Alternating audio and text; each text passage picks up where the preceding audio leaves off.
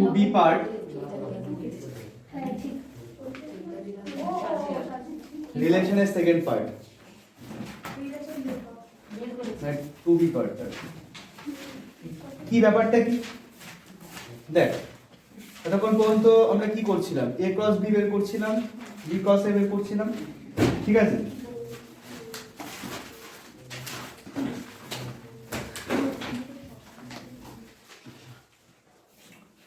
এখন রিলেশন সেটটা কি রিলেশন বা সম্বন্ধ বলছে বাংলায় ধর ক্যাপিটাল A সেট যদি হয় A B C আর ক্যাপিটাল B সেট যদি হয় 1 2 আমাকে প্রথমে বল A ক্রস B বের করা যাবে কটা এলিমেন্ট হবে কটা সবাই এরকম প্যাটার্নে হবে তাই তো এটুকু নিয়ে কারো সন্দেহ নেই এইবার রিলেশন সেটটা কি রিলেশন সেটকে R দিয়ে লেখা হয় আর ফর রিলেশন সেটা হয় হলো অ্যাকচুয়ালি A ক্রস B এর সাবসেট A ক্রস B এর সাবসেট হয় উপসেট হয় সাবসেট যদি হয় তাহলে কি করতে পারে এখানে তো টোটাল 6টা পদ আছে 6টা পদের একটা পদ নিয়ে একটা সাবসেট হতে পারে না এরকম ভাবে কি শুধু সবকটা একটা পদ নিয়ে সাবসেট হতে পারে যে কোনো একটা পদ নিয়ে আবার কি যে কোনো দুটো পদ নিয়ে সাবসেট হতে পারে শুধু 5 হতে পারে বা যে কোনো তিনটে পদ নিয়ে হতে পারে সাবসেট টোটাল কতগুলো সাবসেট হওয়া পসিবল হ্যাঁ এখানে কারণ টোটাল পদ আছে কটা 6টা তাহলে কত ধরনের সাবসেট হতে পারে 2 টু দি পাওয়ার 6 এটুকু নিয়ে কারো কোনো ডাউট আছে কি তাহলে কত ধরনের সম্বন্ধ হতে পারে তাহলে 2 টু দি পাওয়ার 6 এখানে তাহলে যে কটা যতগুলো সাবসেট হতে পারে ততগুলো সম্বন্ধ তৈরি হতে পারে এই হিসাব অনুযায়ী তাই বলছে তাই তো এখন যদি এখানে m খানা এলিমেন্ট থাকে আর এখানে যদি n খানা এলিমেন্ট থাকে তাহলে কতগুলো সম্বন্ধ তৈরি হতে পারে 2 টু দি পাওয়ার mn কারো সন্দেহ আছে এইটুকু নিয়ে এটুকু বোঝা গেছে সবার ওকে গুড আচ্ছা এইবার কি ঘটবে এবার তো জানতে হবে যে ক্ষেত্র কি আর পাল্লা কি মানে কি ব্যাপারটা তার আগে বল একটা রিলেশন সেটের মধ্যেও পদগুলো কেমন ফরম্যাটে থাকবে এরকম ফরম্যাটে তো থাকবে a1 c1 মাত্র এই দুটো নিয়ে একটা রিলেশন সেট হতেই পারে কিন্তু প্যাটার্নটা কি হবে এরকম স্থানাঙ্ক আকারে থাকবে তাই তো আচ্ছা যেখানে এই ভুজগুলো কোথা থেকে এসেছে এ সেট থেকে আর কোটি কোথা থেকে এসেছে বি সেট থেকে আচ্ছা এবার এই ভুজকে আর ভুজ বলা হবে না ভুজ কোটি তো কোন জায়গায় বলা হয় স্থানাঙ্ক জায়গায় এখানে কি বলা হবে এখানে হলো এই এ সেটটাকে বলা হয় হলো ক্ষেত্র বা ইংলিশে বলে ডোমেন তো আমরা এরকম একটা ছবি আঁকি এই হলো এ সেট এই হলো বি সেট এ সেটের সঙ্গে বি সেটের একটা ধর রিলেশন তৈরি হচ্ছে রিলেশনের নাম কি আর ঠিক আছে এই এ সেটে কে কে পদ আছে এ বি সি আর এখানে কি 1 আর 2 ঠিক আছে 1 আর 2 লিখেছিলাম তাহলে এই এ সেটকে বলা হয় কি বললাম ক্ষেত্র বা ডোমেন আর বি সেটকে কি বলা হয় পাল্লা বা রেঞ্জ ঠিক আছে তাহলে এ বি সি এরা কি ক্ষেত্রের বিভিন্ন পদ আর 1 আর 2 কি পাল্লার বিভিন্ন পদ ঠিক আছে তাহলে এখানে কি বসছে একটা ক্ষেত্রের পদ কমা পাল্লার পদ এখানে কি বসছে একই ক্ষেত্রের পদ কমা পাল্লার এখন তোকে যদি জানতে চায় এই আর রিলেশনের ক্ষেত্র কত এটাকে শর্টে লেখা হয় এরকম ডোম আর মানে মানে আর এর ডোমেন বা আর এর ক্ষেত্র আচ্ছা ক্ষেত্রে তাহলে কাকে কাকে দেখতে পাচ্ছি পার্টিকুলার এই জায়গাটার কথা বলছি কাকে কাকে দেখতে পাচ্ছি মানে ভুজে যারা আছে তাহলে ডোম আর কি লিখবো এটা সেট ব্র্যাকেট হিসেবে লিখবো কি লিখবো a কমা c ক্লিয়ার আচ্ছা আর রেঞ্জ আর মানে কি আর এর পাল্লা কাকে কাকে দেখতে পাচ্ছি শুধু 1 তাহলে কি লিখবো শুধু 1 এরকম বের করা যাবে যে রিলেশন সেটই দিক না কেন বা রিলেশন সেট ভাব কোনো একটা ভাবে অঙ্ক করে বের করে ফেলার পরে তারপরে এরকম ভাবে লেখা যাবে ওকে আচ্ছা তাহলে এই গেল আর এখন আরেকটা জিনিস বের করতে হবে যে একটা রিলেশন সেটের ইনভার্স রিলেশন সেট কি হয় ইনভার্স রিলেশন মানে সেটাকে লেখা হয় বিপরীত সম্বন্ধ বাংলায় বলছে বিপরীত সম্বন্ধ সেটাকে লেখা হয় এরকম আর পাওয়ারে -1 মানে আর ইনভার্স আর ইনভার্স কি করে লেখা হবে? এটা কমন সেন্স দিয়ে বল, কমন সেন্স অ্যাপ্লাই করে কারেক্ট 1 a 1 c বলতে পারি। ভুজগুলো সব কোটি হয়ে যাবে, কোটিগুলো সব ভুজ হয়ে যাবে। এই হলো লজিক, এই হলো আর ইনভার্স। তাহলে বল তো যদি তোকে এবার ডোম আর ইনভার্স বের করতে দেয় কত হবে? ডোম আর ইনভার্স অনলি 1 আর রেঞ্জ আর ইনভার্স হ্যাঁ a c ক্লিয়ার? আচ্ছা তাহলে কি আমরা এভাবে বলতে পারি এখন dom R equals to range R inverse আর range R equals to dom R inverse? Clear? ছবি হিসাবে যদি আমরা ভাবি আর যদি হয় মানে এই দিক থেকে এই দিকের রিলেশনকে যদি বোঝায়, আর আর ইনভার্স বলতে কি বোঝায়? তাহলে উল্টো দিকের রিলেশনকে বোঝায়। ঠিক আছে? আচ্ছা তাহলে এই গেল ডোমেন রেঞ্জ সম্বন্ধ। এখন কি ব্যাপারটা ঘটবে দেখ, একটা পার্টিকুলার এক্সাম্পলে আসলে আর ব্যাপারগুলো ক্লিয়ার হবে। আচ্ছা আরেকটা জিনিসও বলে দিই, ধর কোনো একটা পদ a, b যদি r এ থাকে নিশ্চিতভাবে এভাবে লিখবো। যেমন ধর এখানে কি আর এই দুটো পদ ছিল, তাহলে কি লিখতে পারতাম? a, 1 belongs to r বা ac, 1 belongs to r। আচ্ছা এইভাবেও লেখা যায়, অথবা প্রয়োজন অন্য একটা জিনিস আমরা লিখতে পারি, এইভাবে লেখা হয় a ক্যাপিটাল R b, মানে প্রথমে ক্ষেত্রের পদটা বসবে, তারপরে যে সেটের মানে যে সম্বন্ধ সেটের পদ সেই সম্বন্ধ সেটটা বসবে, তারপরে কি তার পাল্লার পদটা বসবে। বলতে পারি তাই a আর b, তার মানে যেখানে এটা দেখবো এটা বুঝবো, আর যেখানে এটা দেখবো এটা বুঝবো। এটাকে কি পড়া হয়? কি এটাকে পড়া হয় এরকম a b এর সাথে r সম্বন্ধ যুক্ত, a b এর সাথে r সম্বন্ধ যুক্ত। ঠিক আছে? a b এর সাথে r সম্বন্ধ যুক্ত। ক্লিয়ার হয়েছে? বেশ, তো আমি এবার একটু স্পেসিফিক একটা এক্সাম্পলে আসি। ইনভার্সের ব্যাপারটা কিছুই না, তোকে ভুজগুলোকে কোটি করে দিতে হবে, কোটিগুলোকে ভুজ করে দিতে হবে। হ্যাঁ এবার ডোম মানে কি বললাম? ক্ষেত্র। ক্ষেত্র বলতে তুই এখানে কি শিখলি? অ্যাকচুয়ালি কমার আগে যেগুলো আছে মানে যেগুলোকে আমরা ভুজ বলি সোজা কথা, সেগুলো কিসে থাকে? ক্ষেত্রে থাকে। যেগুলোকে আমরা ভুজ বলতাম সাধারণত সেইগুলো নিয়ে যে সেটটা সেটা হলো তার ডোমেন বা ক্ষেত্র, তাকে শর্টে ডোমার লেখা হচ্ছে। আর কোটিগুলো নিয়ে যে সেটটা সেটা কি? পাল্লা বা রেঞ্জ। এখন আর ইনভার্সের সময় ভুজ কি আছে? 1 আছে, তাই তার ডোম আর ইনভার্স 1। আর কোটিগুলো কি আছে? a আর c আছে, তাই রেঞ্জ আর ইনভার্স কি? a, c। ঠিক আছে? ওকে বন্ধু, আর কোনো ডাউট আছে? ছোট চ্যাপ্টার এবং সহজ চ্যাপ্টারই। এই জিনিসটার আরো ম্যাক্সিমাম পার্টটা আছে ক্লাস 12 এও, এই কিন্তু ভালো করে গ্রিপ করে রাখতে হবে। অলরেডি অ্যাকচুয়ালি ক্লাস 12 ও এখন আমার এই টপিকটাই চলছে, হয়তো ইউটিউবের ভিডিওতে দেখো। ভালো তো তো অ্যাকচুয়ালি এই টপিকটা ওখানেও চলছে। তো এইটার পরবর্তী ধাপ আর কি, সেগুলো ক্লাস 12 এ আছে, তখন কি আবার করতে হবে। যাই হোক, তো এটা এবার বুঝলাম।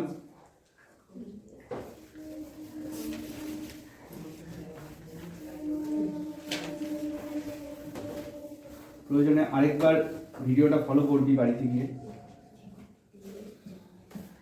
ধর তোকে এবার এরকম ভাবে একটা জিনিস দিল, ভালো করে বুঝবি কিন্তু সব জায়গায় তো আর এ বি এরা থাকবে না।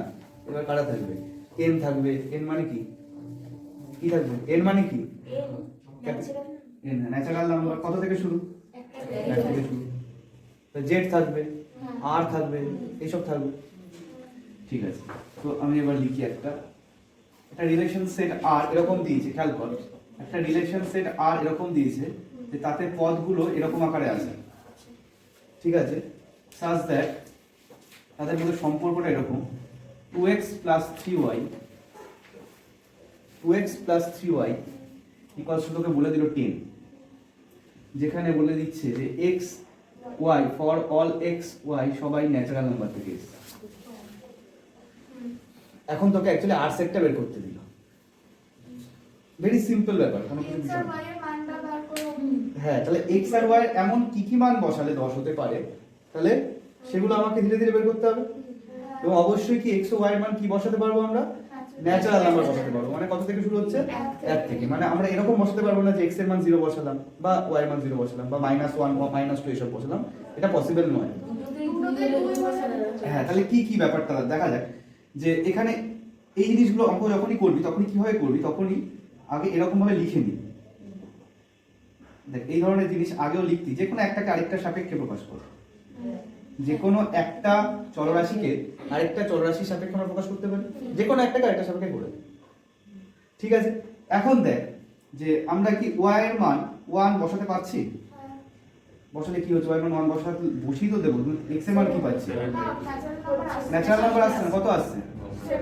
2। এটা কি does not belongs to n? তাহলে এইটা যদি n এ না থাকে তাহলে কি x, y, x কত পেলাম? 7/2, 1। কোনটা x কোনটা y খেয়াল করে নিবি কিন্তু, উল্টে না লেখা হয়।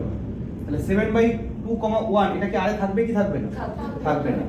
তাহলে এটাকে এরকম ভাবে ইমপ্লাই করে লিখে দিবি, এটা ডাজ নট বিলংস টু। লেখা যাবে এভাবে? এভাবে দেখিয়ে দিতে হবে কোনটা থাকছে কোনটা থাকছে না, এরকম কয়টা দেখিয়ে দিতে হবে। x কত হচ্ছে? 2 হচ্ছে। এটা বিলংস টু n। তাহলে কি লিখতে পাচ্ছি এখন? 2, 2 বিলংস টু r। আচ্ছা, এবার 3 বসালে হচ্ছে 3 বসালে হাফ হচ্ছে, এটাও কি n এ নেই?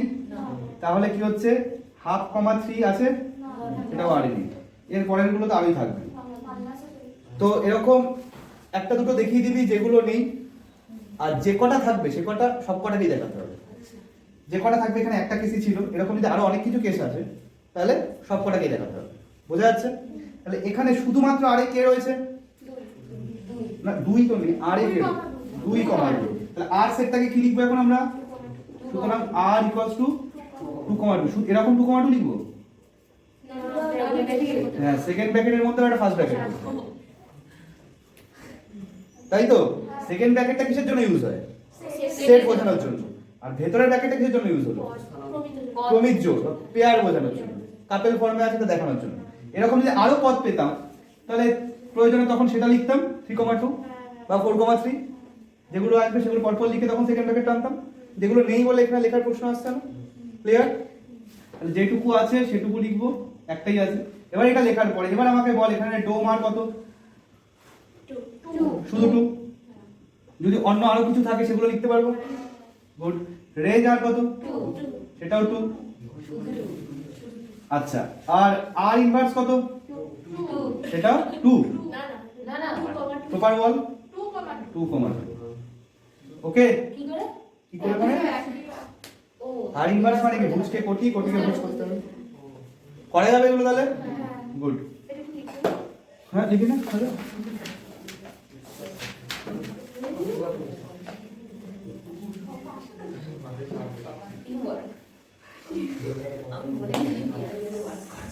আচ্ছা,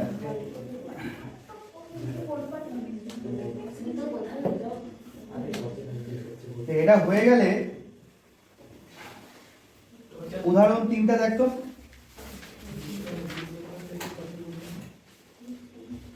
উদাহরণ 3। 3, 4, 5, 6 ওটা তো?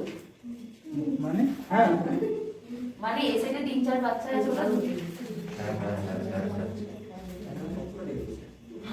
হ্যাঁ, এই যে মেন উদাহরণে গিয়ে, মেন উদাহরণই তো আছে। হ্যাঁ, তার আগে আগে কিছু উদাহরণ আছে। উদাহরণ মেন উদাহরণে গিয়ে উদাহরণ 3 লেখা আছে হলো ও আচ্ছা, তুই সেট বললি? হ্যাঁ, ঠিকই বলেছিস। সেট এ লিখে দিয়েছে 3, 4, 5, 6। সেট বি আছে 2, 6, 7, 10। পেয়েছিস সবাই? হ্যাঁ, এই উদাহরণটা দেখতে একটু কি বলছে ভালো করে বুঝেন।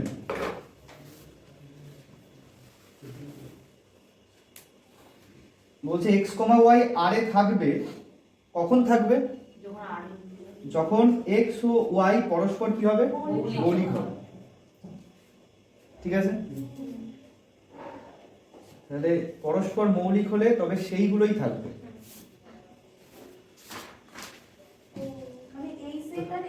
মিলিয়ে যতগুলো জোড়ায় জোড়ায় মৌলিক হবে। জোড়ায় জোড়ায় যতগুলো মৌলিক হতে পারে। আচ্ছা, a ক্রস b যদি বের করি টোটাল কটা পদ হতে পারে? 4, 4, 16টা পদ হতে পারে। কিন্তু সব 16টা পদ আমার লেখার দরকার নেই। আমাদের কোনগুলো বের করে নিয়ে আসবে? সেইগুলো পরস্পর মৌলিক। আচ্ছা, এবার তাহলে কোশ্চেন চলে আসছে যে পরস্পর মৌলিক কাকে বলে? হ্যাঁ, যে দুটো সংখ্যার গসাগু এক, তাদের সাধারণ উৎপাদক এক বাদে যদি অন্য কিছু না থাকে, তাই তো, তাদেরকে পরস্পর মৌলিক বলে। যেমন 9 এবং 16 এরা নিজেরা কি যৌগিক সংখ্যা, কিন্তু এদের গসাগু কত? 1, বা সাধারণ উৎপাদক কিছু নেই, তাই 9 আর 16 কিন্তু কি পরস্পর মৌলিক। তাহলে এবার এখানে দেখ কারা কারা পরস্পর মৌলিকে আসছে। 3 2 আসছে। আচ্ছা, এবার যদি আসি 3 6 তে আসছে, প্রথমটায় 3 নিলাম, দ্বিতীয়টা থেকে 6 নিলাম, হচ্ছে না? 3 7 আসছে, 3 10 আসছে, তাহলে 3 এর পার্ট মিটে গেল। এবার দেখ প্রথম সেট থেকে 4 কে নে, আর দ্বিতীয় সেট থেকে বাকিগুলো পরপর যাওয়া যায়। 4 2, 4 2 তে সাধারণ উৎপাদক এক বাদে কি আসছে? 2 চলে আসছে, তাই 4 2 আসবে না। 4 7 আসবে, 4 10 একই কারণ, তাই তো। 5 2 আসবে, 5 6, 5 7, 5 10 আসবে না। তারপরে 6 2, 6 7 আসবে। ক্লিয়ার হচ্ছে? আচ্ছা, এভাবে আর লিখে ফেলা যাবে। এবার দেখ আর লিখে ফেলেছে ওটা, আর লিখে ফেলার পরে আর ইনভার্স বের করা যাবে, সিম্পলি উল্টে দিতে হবে। আচ্ছা, এখানে বল তো ডোম আর কত? 3 4 5 6, তাই তো। আচ্ছা, আর রেঞ্জ আর কত? তার মানে পুরো সেটটাই চলেই আসছে আপনার। গুড। আচ্ছা, এরপরে উদাহরণ 4 দেখ, নিজেরা দেখ উদাহরণ 4।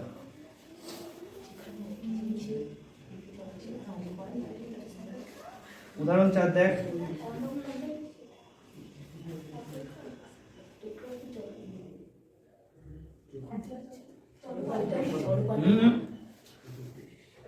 উদাহরণ 4।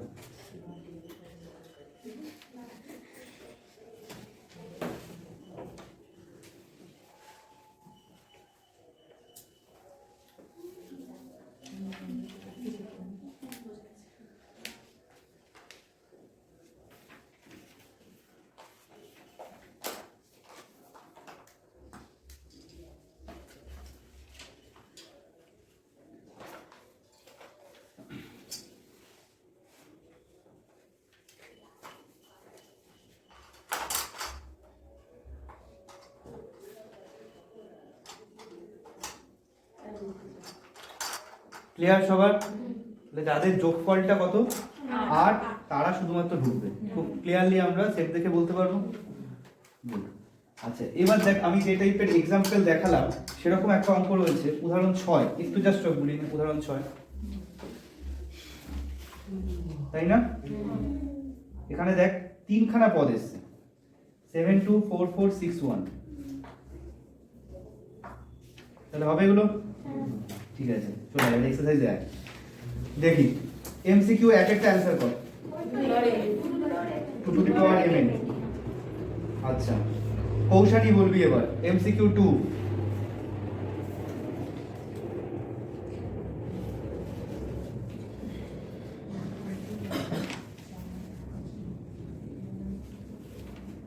বল এমসিকিউ 2 নম্বরের কথা বললাম। হ্যাঁ, ও আচ্ছা, অপশন বললি ফার্স্টেরটা। হ্যাঁ, ঠিক আছে, গুড। ঐন্দ্রিলা 3 নম্বরটা কি হবে? এমসিকিউ 3।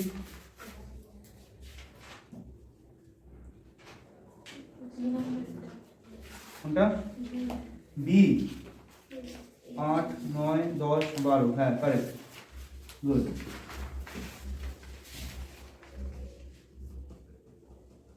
ঠিক আছে, তাহলে এমসিকিউ গুলো করবি বাড়িতে। আচ্ছা, সেগুলো করবি। প্রতি সংখ্যাটার 1 কেটে দে, সব সংখ্যা টঙ্গা আসে না। এটা কর, দেখ নিজের এবার একটা কর। সেটা হলো সংক্ষিপ্তর 4/3।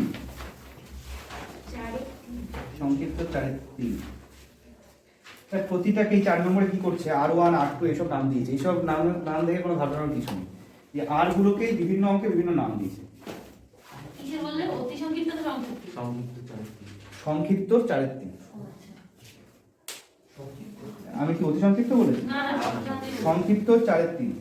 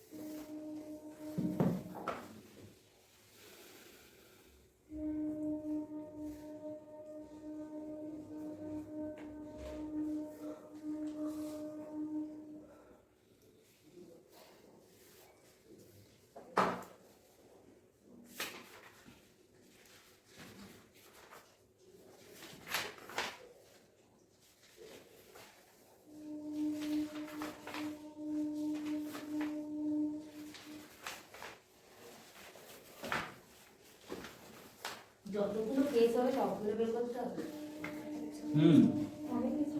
অনেক কটাই তো। সব কটা করে দেখাতে হবে। অনেক বেরোবে। মানে y কে রেখে দিয়ে করেছি যেহেতু তাহলে তো x এর মান বসালে অনেক কটাই আসবে না, এটা- ন্যাচারাল নাম্বার। অনেক বলতে কি একটা লিমিটেড জায়গায় কি শেষ হয়ে যাবে এটা? সে কটা দেখাতে হবে। ঠিক আছে। 10-12টা হয় 10-12টা দেখাতে হবে। বুঝতে পেরেছি। একদম এক থেকে হ্যাঁ, এবার যদি দেখা যায় 1 কোটিটা হচ্ছে তো সেটা দেখানো দরকার লাগে না। সেটা তো কিন্তু 10-12টা যদি হয় সেটা 10-12টাই দেখাতে হবে। বেরিয়েছে কি সবার? হ্যাঁ হ্যাঁ বেরোচ্ছে। বেরোচ্ছে? 1,39 ও আরে আমরা তো 20,1 হ্যাঁ 20 তোরা তো 1,20 ব্যাপারে কি তোরা তো x এর সাপেক্ষে করছিস আমি তো y এর সাপেক্ষে করছি। হ্যাঁ এই 1,20 হবে না তাই করে 2, 20,1 হবে। হ্যাঁ। ও হ্যাঁ 20,1 হ্যাঁ এটাই বুঝেছি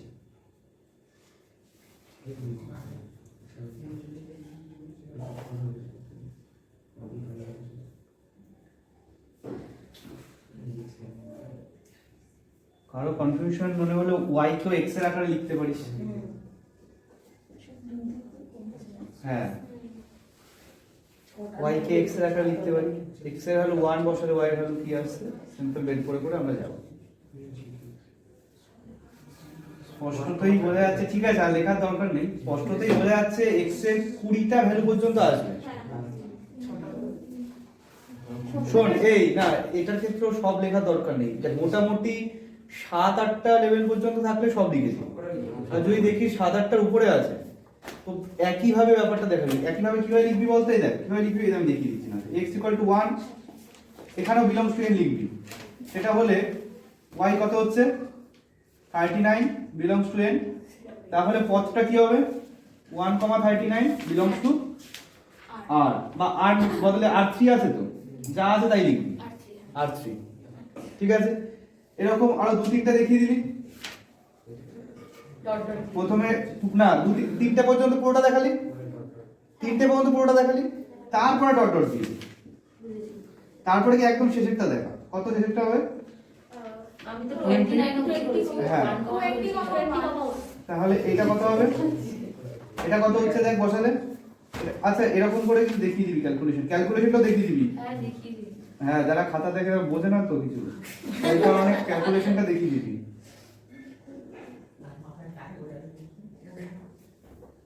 এভাবে ক্যালকুলেশন দেখিয়ে দিবি। ঠিক আছে, তাহলে r3 এর পদ কি কি দাঁড়ালো? আচ্ছা দাদা বলছি আর যারা উল্টো করবি তারা উল্টো করবে, অসুবিধা নেই। হ্যাঁ উল্টো করেছে তখন মানে x = 20 থেকে শুরু করব মানে পরপর 20 হ্যাঁ। 90 18 এভাবে আসবো তো হ্যাঁ, তুই উল্টো দিকে প্রথমে তুই তো সেক্ষেত্রে y = 1 ধরেছিলি। হ্যাঁ হ্যাঁ, তো y1 y2 এরকম ভাবে তুই পসিবল গুলো করতে করতে একদম শেষেরটা হবে 39 এ যাবে তোরটা।